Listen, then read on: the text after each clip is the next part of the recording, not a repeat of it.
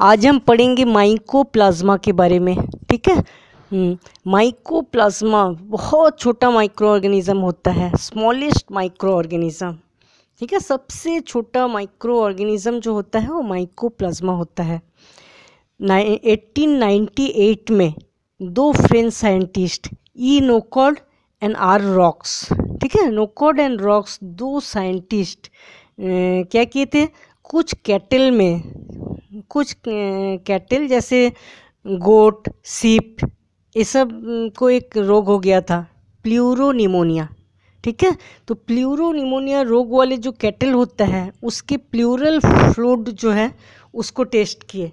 ठीक है, तो उसमें नए टाइप का माइक्रो ऑर्गेनिज्म पाया, जो माइक्रो ऑर्गेनिज्म बैक्टीरियल फिल्ट्रेट को भी पार कर जाता है, मतलब बैक्टीरिया से भी बहुत छोटा होता है। इसका कैरेक्टर बैक्टीरिया से भी मिलता नहीं था और वायरस से भी मिलता नहीं था, लेकिन दोनों का कैरेक्टर थोड़ा थोड़ा था इसमें, इसलिए इसको बैक्टीरिया एंड वायरस के बीच का कनेक्टिंग लिंक माना जाता है। ठीक है, माइकोप्लाज्मा स्मॉलेस्ट माइक्रो ऑर्गेनिज्म होता है। 1898 में दो scientist E Nocard and R Roux, ये दोनों साइंटिस्ट ने कुछ कैटल जैसे गोट, सीप, ये सब को प्लूरोनिमोनिया रोग हो गया था। तो प्लूरोनिमोनिया डिजीज़ वाले जो कैटल होता है उसके प्लूरल फूड को निकाला गया, निकाल के देखें कि नए टाइप के माइक्रो ऑर्गेनिज्म के कारण इसको प्लूरोनिमोनिया डिजीज़ हुआ है। तो नोआक 1929 में उसने इस माइक्रो ऑर्गेनिज्म का नाम दिया माइकोप्लाज्मा। ठीक है, प्लांट में ऐसा देखा गया है कि जब माइकोप्लाज्मा डिजीज़ होता है प्लांट में, तो उस डिजीज़ का माइक्रो ऑर्गेनिज्म जो होता है फ्लोएम के सिप ट्यूब में पाया जाता है। फ्लोएम के सिप ट्यूब में माइकोप्लाज्मा पाया गया जब प्लांट्स को माइकोप्लाज्मा से डिजीज़ हुआ, ऐसा देखा गया। ठीक है, माइकोप्लाज्मा जो होता है इंटरमीडिएट माइक्रो ऑर्गेनिज्म माना जाता है बैक्टीरिया और वायरस के बीच का। ठीक है, इसलिए इसको बोला जाता है connecting link of bacteria and virus. Bacteria और वायरस के बीच का कनेक्टिंग लिंक माइकोप्लाज्मा को माना जाता है। बहुत ही छोटा माइक्रो ऑर्गेनिज्म होता है, एक सेल वाला होता है, यूनिसेल्यूलर। ठीक है, फ्री लिविंग मतलब लिविंग माइक्रो ऑर्गेनिज्म, इसलिए एक जगह से दूसरी जगह जाते रहते हैं। Gram negative, simplest and smallest, बहुत छोटा, 0.1 mm से 0.3 mm तक छोटा माइक्रो ऑर्गेनिज्म होता है। ठीक है, नॉन मोटाइल होता है क्योंकि फ्लैजेला एब्सेंट रहते हैं उसमें, इसलिए non motile prokaryotic micro organism होता है। ठीक है, प्रोकैरियोटिक होता है, जो कि केवल इलेक्ट्रॉन माइक्रोस्कोप से ही अच्छे से देखा जा सकता है, नहीं तो इतना छोटा माइक्रो ऑर्गेनिज्म है खाली आंखों से नहीं दिखता, इलेक्ट्रॉन माइक्रोस्कोप से ही इसको अच्छे से देख सकते हैं। ये इस टाइप का माइक्रो ऑर्गेनिज्म होता है जिसमें सेल वॉल प्रेजेंट नहीं रहता।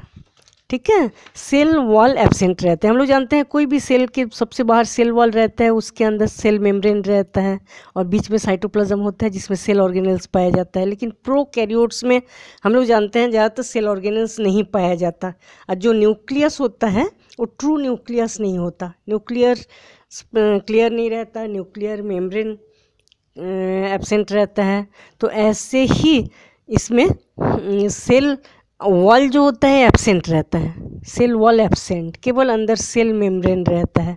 और सेल मेम्ब्रेन 3 लेयर का होता है, ऐसे 3 लेयर का होता है, लाइपोप्रोटीन का बना होता है। ठीक है, कोई भी शेप का होता है क्योंकि बाहर का सेल वॉल नहीं है, सेल वॉल हार्ड होता है, इसीलिए सेल का एक शेप बनता है।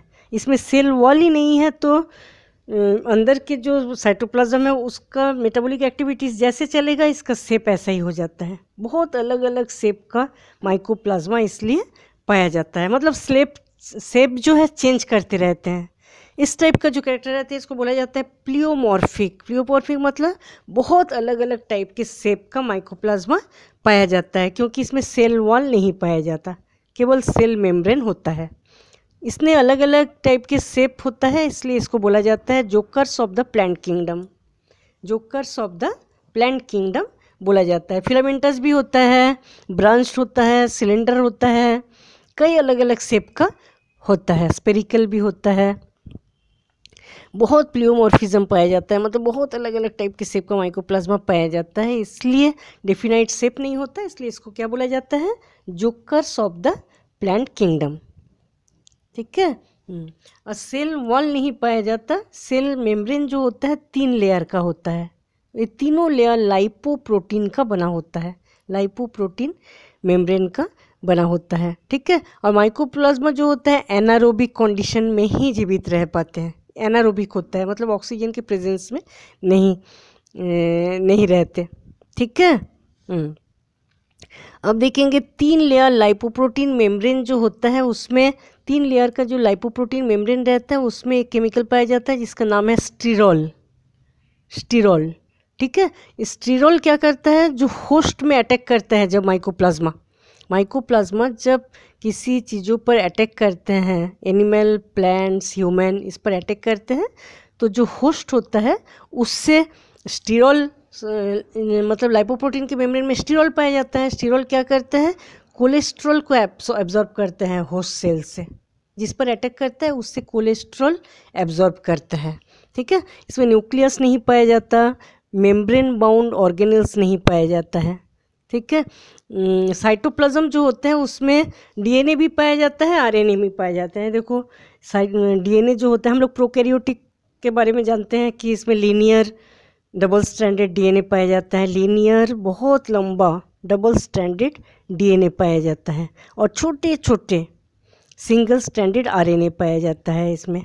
ठीक है। राइबोसोम होता है, लाइपोप्रोटीन का 3 मेम्ब्रेन होता है, सॉल्यूबल प्रोटीन पाया जाता है, कोलेस्ट्रॉल एंड कोलेस्ट्रोएस्टर, ये दोनों फैटी सब्सटेंस इसमें पाया जाता है, जो क्या करता है, ग्रोथ के लिए, माइकोप्लाज्मा के ग्रोथ के लिए वो ज़रूरी होता है। कोलेस्ट्रॉल एंड कोलेस्ट्रोएस्टर ये होस्ट सेल से एब्जॉर्ब करते हैं, जिस होस्ट सेल में अटैक करते हैं उससे एब्जॉर्ब करते हैं।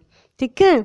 न्यूक्लियस नहीं पाया जाता, मेम्ब्रेन वाले बाकी ऑर्गेनेल्स नहीं पाया जाता है, 70s टाइप राइबोसोम पाया जाता है। हम लोग जानते हैं प्रोकैरियोट्स जो है उसमें 70s राइबोसोम पाया जाता है, और यूकैरियोटिक सेल जो होता है उसमें 80s राइबोसोम पाया जाता है। ठीक है। फ्लैजेला नहीं पाया जाता है कोई भी स्टेज में, इसलिए नॉन मोटाइल होता है, हेट्रोट्रोपिक न्यूट्रिशन होता है। ज़्यादातर माइकोप्लाज्मा सेप्रोफाइटिक होता है। ठीक है। ज़्यादातर सेप्रोफाइटिक मतलब सड़े गले ऑर्गेनिक मटेरियल में ज़्यादातर माइकोप्लाज्मा पाया जाता है, और बहुत सारे माइकोप्लाज्मा फैकल्टेटिव पैरासाइट होता है, मतलब सेप्रोफाइट होता है, लेकिन जब उसको इस टाइप का वातावरण नहीं मिलता तो पैरासाइट भी होता है। ठीक है। न्यूट्रिशन ऑस्मोसिस से करते हैं, कोई भी जो फूड मटेरियल एब्जॉर्ब करता है ऑस्मोसिस के द्वारा करते हैं। और इसमें क्या होता है, सेल वॉल नहीं पाया जाता, ज़्यादातर एंटीबायोटिक जैसे बैक्टीरिया, ठीक है, बैक्टीरिया, वायरस, इसमें हम लोग जो एंटीबायोटिक डॉक्टर देते हैं वो एंटीबायोटिक क्या करता है, सेल वॉल को खराब, माइक्रो ऑर्गेनिज्म के सेल वॉल को ख़राब कर देता है।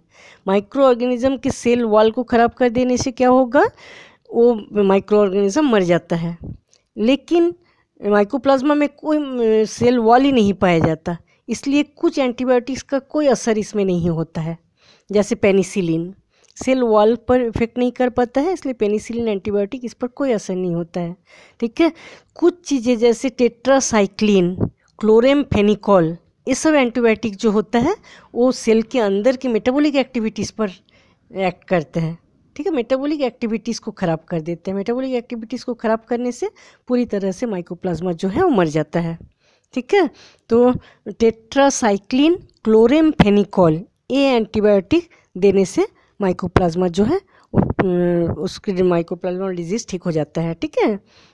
इसको PPLO MLO बोला जाता है। PPLO मतलब pleuropneumonia like organism, MLO mycoplasma like organism.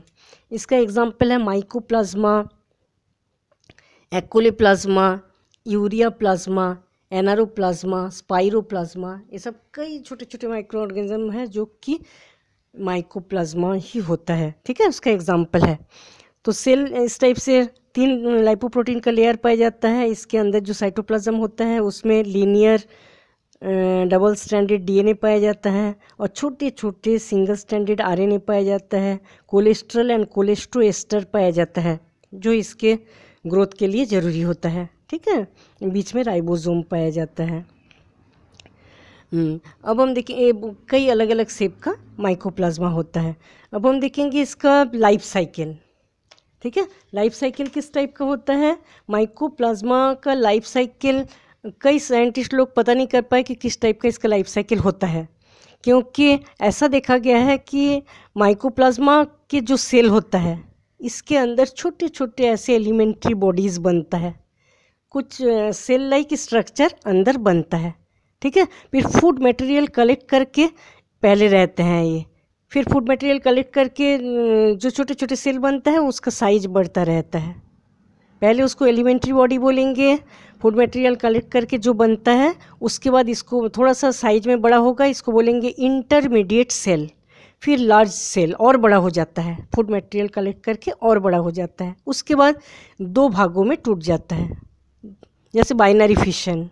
ठीक है, बाइनरी फिशन में क्या होता है, एक सेल के बीच में कॉन्स्ट्रिक्शन आ जाता है और 2 भागों में बढ़ जाता है, इसी टाइप का होता है। पहले फूड मटेरियल कलेक्ट करके एक स्ट्रक्चर बनाता है, वो साइज में बड़ा हो जाता है और बड़ा हो जाता है, फिर 2 भागों में बढ़ जाता है। ठीक है, इसको हम क्या बोलेंगे, बाइनरी फिशन। और कुछ ऐसा माइकोप्लाज्मा में ऐसा देखा गया है कि फूड मटेरियल कलेक्ट करके सेल बड़ा हो गया, उसके बाद बहुत सारे छोटे छोटे ऐसे सेल लाइक स्ट्रक्चर बनता है। ठीक है, इसको बोला जाता है एलिमेंट्री बॉडीज़। और सेल वॉल जो है रप्चर हो जाता है और हर एलिमेंट्री बॉडीज़ जो बाहर आके अलग अलग माइकोप्लाज्मा बनाते हैं। ठीक है, लाइफ साइकिल 2 टाइप का होता है, एक बाइनरी फिशन से, दूसरा एलिमेंट्री बॉडीज़ बनने से। सबसे पहले कोई भी एक सेल फूड मटेरियल कलेक्ट करके बड़ा हो जाता है और साइज बढ़ता रहता है, जब इसको इंटरमीडिएट सेल बोलेंगे, और बड़ा हो जाता है, लार्ज सेल बोलेंगे, उसके बाद 2 भागों में बढ़ जाता है। और दूसरे टाइप का लाइफ साइकिल देखा गया है, जैसे एक सेल फूड मटेरियल कलेक्ट करके बड़ा हो गया और साइज बड़ा हो गया, उसके बाद उसके अंदर बहुत सारे ऐसे गोल गोल स्ट्रक्चर बन गया और सेल वॉल रप्चर हो जाता है, हर गोल स्ट्रक्चर एक एक माइकोप्लाज्मा बना लेते हैं। ठीक है, इस टाइप से इसका लाइफ साइकिल में 2 टाइप के ये पाया जाता है, एक एलिमेंट्री बॉडीज़ बनाना और दूसरा बाइनरी फिशन। ठीक है, अब हम देखेंगे economic importance of mycoplasma. Mycoplasma से कोई यूज़फुल एक्टिविटीज़ नहीं होता, बहुत ही ज़्यादा हार्मफुल होता है, ये बहुत ज़्यादा हार्मफुल होता है ह्यूमन के लिए, प्लांट्स के लिए, एनिमल्स के लिए। ठीक है, तो सबसे पहले हम लोग देखेंगे प्लांट डिजीज़। कुछ प्लांट डिजीज़ जो है, जैसे little leaf of brinjal, bunchy top of papaya, citrus greening, sandal spike, aster yellow disease, witches broom of legumes, ये सब बहुत इंपॉर्टेंट प्लांट डिजीज़ है जो कि बहुत जल्दी मतलब पूरे जल्दी डिस्ट्रॉय कर देते हैं खेती को। ठीक है, लिटिल लीफ ऑफ ब्रिंजल, मतलब ब्रिंजल की जो लीफ होता है उसका डेवलपमेंट ही नहीं होता, छोटा हो जाता है। Bunchy top of papaya, papaya के ऊपर के जो लीफ का जो कैनोपी रहता है वो पूरे सिकुड़ जाता है, अच्छे से डेवलप नहीं होता। ठीक है, aster yellow disease, witches broom of legumes, इसमें क्या होता है, जैसे फ्लावर का बड रहता है, उस बड को ठीक से बढ़ने ही नहीं देता, फ्लावर बनने ही नहीं देता, ये बड जो है कटा फटा हो जाता है, देख के ऐसा लगता है कि ब्रूम जैसा लगता है, झाड़ू जैसा लगता है। ठीक है, इसको बोला जाता है witches broom. Premature growth of birds ठीक से बढ़ता नहीं है, विचेस ब्रूम जैसा हो जाता है, इसलिए विचेस ब्रूम बोला जाता है। इंटरनोड छोटा हो जाता है, माइकोप्लाज्मा जब इन्फेक्शन करते हैं प्लांट्स में, जो स्टेम होता है उसके इंटरनोड बहुत छोटा छोटा हो जाता है। ठीक है, प्लांट्स का साइज बहुत छोटा होता है, लीव्स छोटा छोटा होता है, बढ़ता नहीं, ठीक से डेवलपमेंट नहीं होता, लीफ येलो कलर का हो जाता है।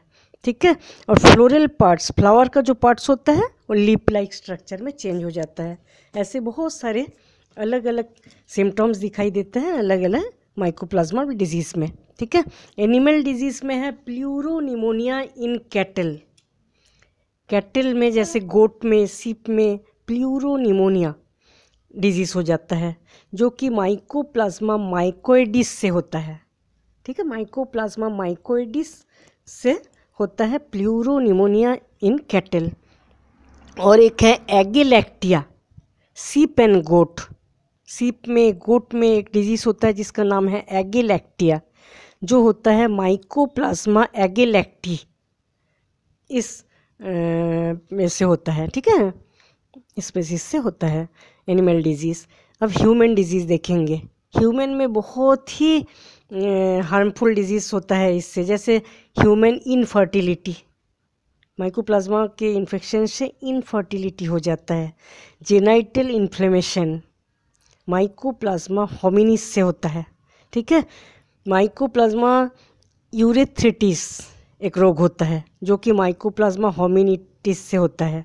माइकोप्लाज्मा माइकोइडिस जिससे होता है बोवाइन प्लूरोनिमोनिया, ठीक है। रेस्पिरेटरी डिसऑर्डर, बोवाइन प्लूरोनिमोनिया, ये सब होता है माइकोप्लाज्मा माइकोइडिस से। माइकोप्लाज्मा निमोनी, इसे वॉकिंग निमोनिया करके एक रोग हो जाता है। और स्किन डिजीज़ भी होता है, ठीक है। कुछ माइकोप्लाज्मा तो ऐसे पाया गया कि जैसे कैंसर सेल, ठीक है, कई चीज़ों के जो कैंसर होते हैं जैसे कोलोन, गैस्ट्रिक में कैंसर, प्रोस्टेट कैंसर, ये सब सेल को जब अच्छे से देखा गया तो उस सेल में भी माइकोप्लाज्मा के कुछ स्पेसीज देखा गया, ठीक है। सेवरल माइकोप्लाज्मा जो है frequently detected in different type of cancer cells, जैसे माइकोप्लाज्मा फर्मेंटन्स, माइकोप्लाज्मा जेनिटेलियम, माइकोप्लाज्मा पेनिट्रेंस, माइकोप्लाज्मा हायरहिनिस, ये सब माइकोप्लाज्मा की जो स्पेसीज होता है इसको देखा गया है कि कैंसर सेल जो है उसमें रहता है, ठीक है। इस टाइप से बहुत ही भयंकर डिजीज़ माइकोप्लाज्मा से होता है। ह्यूमन इनफर्टिलिटी हो जाता है, जेनाइटल इन्फ्लेमेशन हो जाता है, यूरिथ्राइटिस, ठीक है, फिर रेस्पिरेटरी डिसऑर्डर, निमोनिया, ये सब चीज़ें माइकोप्लाज्मा से हो जाता है, ठीक है। इस टाइप से माइकोप्लाज्मा जो है वो कंप्लीट हो जाता है।